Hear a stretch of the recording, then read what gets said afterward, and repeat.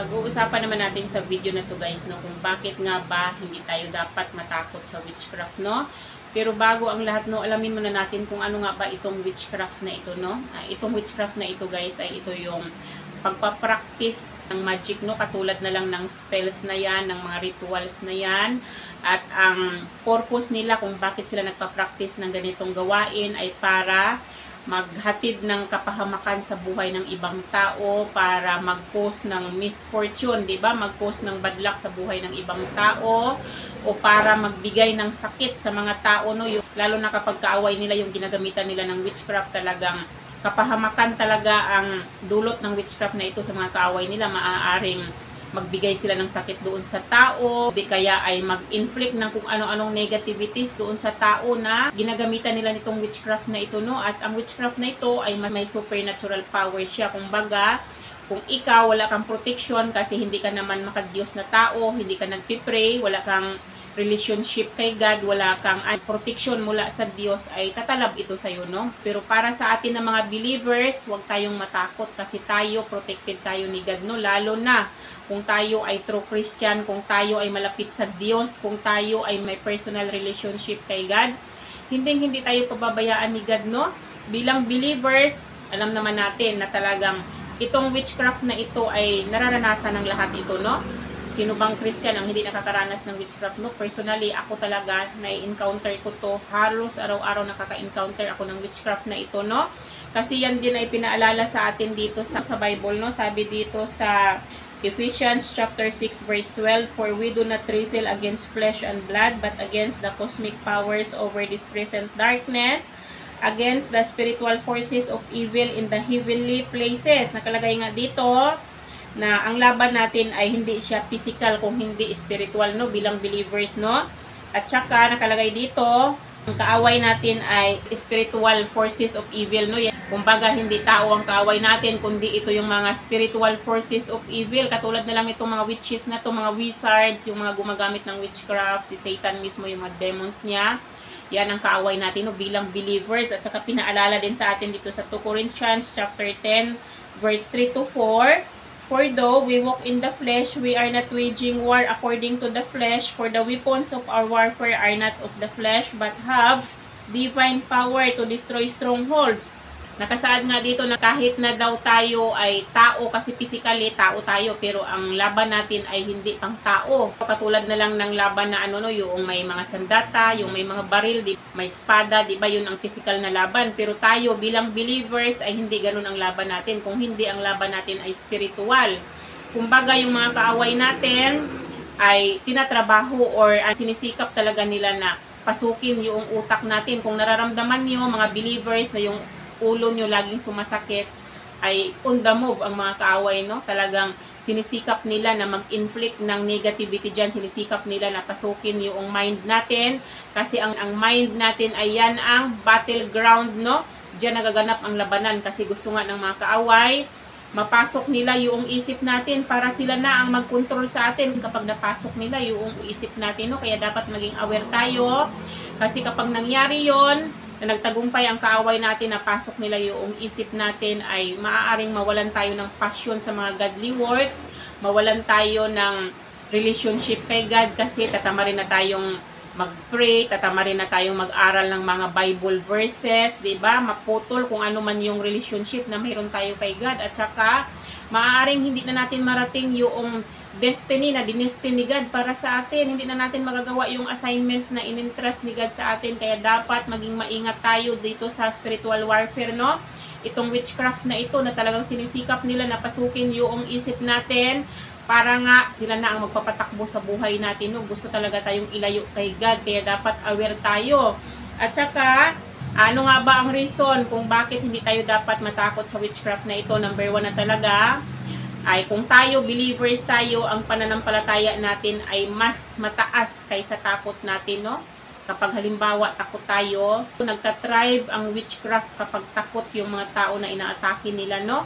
Magiging vulnerable tayo sa attack nila, kaya dapat huwag natin katakutan ito. Sa halip, i-rebuke natin kaagad, no? I-cancel natin kaagad kapag nakakaramdam tayo na may gumagamit ng witchcraft laban sa atin ay dapat i-rebuke natin kaagad, di ba? I-cancel natin kaagad para hindi mag-epekto yung witchcraft nila, no? Kasi ako personally talaga, ako ay nakakaranas ng witchcraft halos araw-araw, no? Pero dinideclare ko na ang witchcraft ay vulnerable, ang witchcraft ay walang epekto sa akin, ang witchcraft ay powerless. Ganun ang dinideclare ko kasi sinasabi ko yung Diyos na kinikilala ko mas powerful, yung Diyos na kinikilala ko mas mataas kaysa dyan sa witchcraft na yan, kaya walang makakatalo doon sa Diyos ko, kaya hindi tatalag sa akin yung witchcraft. Yung witchcraft nila ay walang bisa. Ganun ang dinideclare ko sa sarili ko kapag nakaka-encounter ako nitong witchcraft na to, kapag na-experience ko ang witchcraft na ito, no, nagiging effective naman siya, no? Kasi kung may talab man, maliit lang ang talab sa akin kasi nga dinideclare ko na powerless yung witchcraft nila. Dinideclare ko na yung witchcraft nila walang epekto sa akin, no, sa katawan ko, no, o sa pagkatao ko, no. Lagi kong dinideclare yan kasi nga yung Diyos na kinikilala ko mas mataas sa lahat, walang makakahigit sa Kanya, no.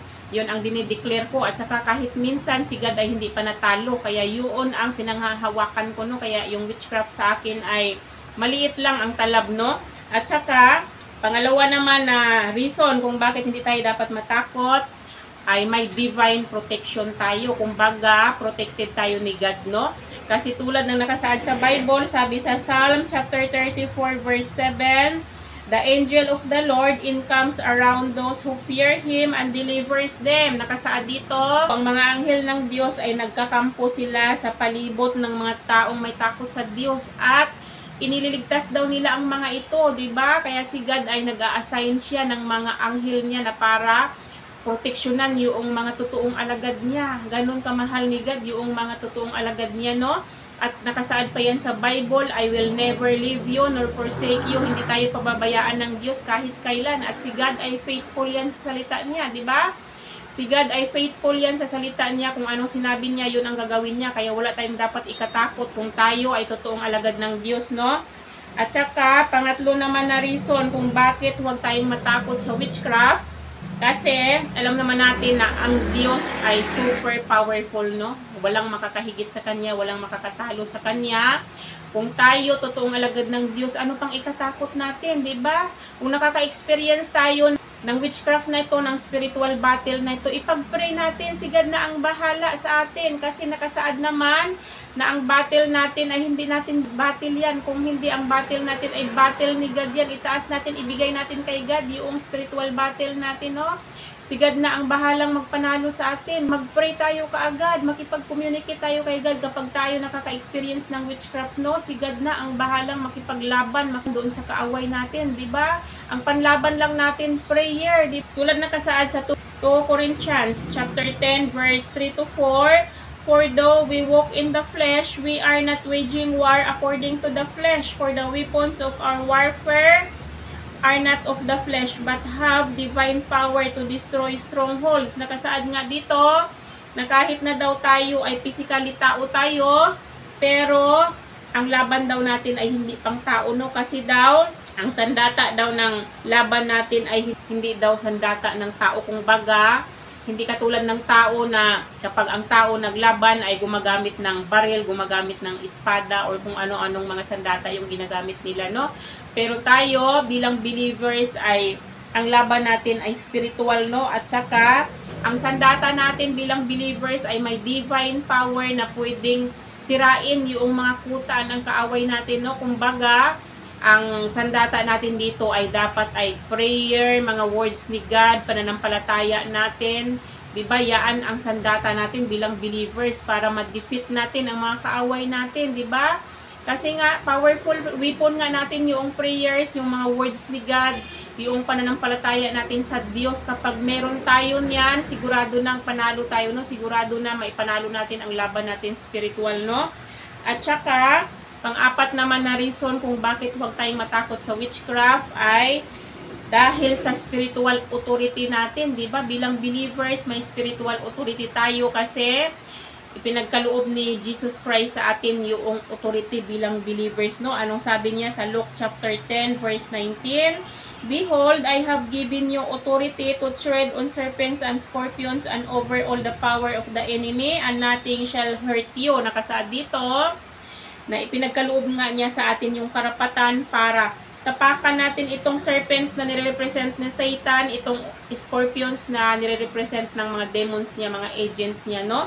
Binigyan tayo ng karapatan para apakan natin sila, at saka kung ano man yung kapangyarihan ng mga kaaway para daw madipit natin sila at wala daw makapanakit sa atin, no? Yun ang sabi ni Jesus Christ dito, no? Kaya, kung tayo man nakaka-experience ng witchcraft, dapat i-rebuke natin kaagad itong witchcraft na ito, no? Ipag-pray natin kaagad, dapat alam natin kung paano i-cancel ito, kasi ako talaga personally, talagang madalas ako maka-experience ng witchcraft, pero na-deliver ko din kaagad yung sarili ko. Gawa nga ng prayer, gawa nga ng minamaster ko kung paano i-rebuke, paano i-cancel itong witchcraft na ito, no? Kaya hindi siya tatagumpay laban sa akin, kasi pinag-aralan ko kung ano ang dapat kong gawin kapag ako ay nakaka-experience ng witchcraft na ito, no? At saka, pang-lima naman na reason kung bakit huwag tayong matakot dito sa witchcraft, kung ikaw true believer ka, true Christian ka, dapat ay nakasuot ka ng armor of God, diba? Ano nga ba ang armor ni God na yan? Ito, number 1 na talaga dyan, yung belt of truth.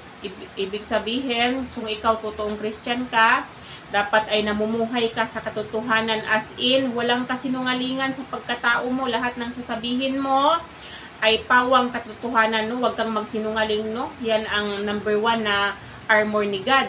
Kung namumuhay ka sa katotohanan, wala kang dapat ikatakot, no? At saka number 2 naman na armor ni God ay yung breastplate of righteousness. Kung ikaw namumuhay kang matuwid sa mundong ito, as in, ang pamumuhay mo naaayon sa kalooban ng Diyos, ang pamumuhay mo naaayon sa salita ng Diyos, wala kang dapat ikatakot kasi protected ka, diba? Kasi righteous ka, namumuhay ka ng righteous sa mundong ito. At saka pangatlo naman, gospel of peace. Kung ikaw may kapayapaan ka ng isip, no? Mapayapa ang isip mo, walang gumugulo sa isip mo, ay wala kang dapat ikatakot, no? At saka kung ikaw may shield of faith, may pananampalataya ka sa Diyos, napakatibay, napaka-strong ng pananampalataya mo sa Diyos, ano pang ikatakot mo, di ba? Alam mo naman na si God ay ipinaglalaban niya yung mga anak niya, no? Ipinapanalo niya yung mga anak niya. Tapos, pang-lima naman na armor of God ay kapag ikaw pinagkalooban ka na ng salvation, sinil ka na ng Holy Spirit ni God, ano pang ikakatakot mo? Powerful ka na kasi may Holy Spirit na nagbibigay ng empowerment sa'yo, di ba? May Holy Spirit na nag-i-empower sa'yo, ano pang ikatakot mo? May authority ka, may Holy Spirit na nakatira sa'yo, powerful ka, wala ka nang dapat ikatakot, no? May panlaban ka, laban sa mga kaaway, dahil alam naman natin na yung Holy Spirit ni God ay mas malakas, mas powerful siya kaysa mga kaaway natin, no? At saka, pang-anim naman na armor of God ay yung sword of the Spirit, which is yung word ni God, yung mga salita ni God, yung Bible, yung scriptures ni God. Panglaban natin yan sa mga kaaway natin, no? Hindi sila makakastand dyan kasi tulad na nakasaad sa Bible, ang mga salita ng Diyos ay active at saka alive, di ba? Nakasaad sa Bible, ang mga salita ng Diyos ay aktibo at saka buhay. Mas matalim pa daw sa two-edged sword, mas matalim pa daw sa espada na may dalawang talim. So ano pang ikakatakot natin? Walang panlaban ang mga kaaway natin kapag yan ang sandata natin, no? So sana guys, no, sa atin ng mga believers, halip na matakot tayo, ay mas lakasan pa natin, mas pagtibayin pa natin ang pananampalataya natin sa Diyos para talagang hindi tayo ma-defeat ng mga kaaway, no? Talagang panghawakan natin ang mga salita ng Diyos dahil alam naman natin na hindi tayo pababayaan ni God. Alam natin na nagsiserve tayo ng faithful God, no? Kaya dapat yun ang panghawakan natin sa halip na matakot tayo, no? Kasi kapag natakot tayo, maging vulnerable tayo sa attack ng witchcraft na ito. Kasi nagtatribe nga sila sa fear. Nagtatribe nga sila kapag ang mga tao ay takot sa kanila, diba? Kaya nga, kapag ikaw hindi kanila na defeat sa witchcraft nila, ay mag-inflict sila ng spirit of fear. Kasi gusto nila matakot ka. Kaya para mag-tribe sila, para magtagumpay sila kung ano man yung in-inflict nila na negativity sa'yo, no? Kaya sana maging aware tayo dito, guys, no? So, yun lang naman yung aking maisi-share sa inyo sa araw na to. Sana may natutunan kayo sa akin. Hanggang dito na lang yung aking video. Bye-bye and God bless you all. Bye-bye everyone!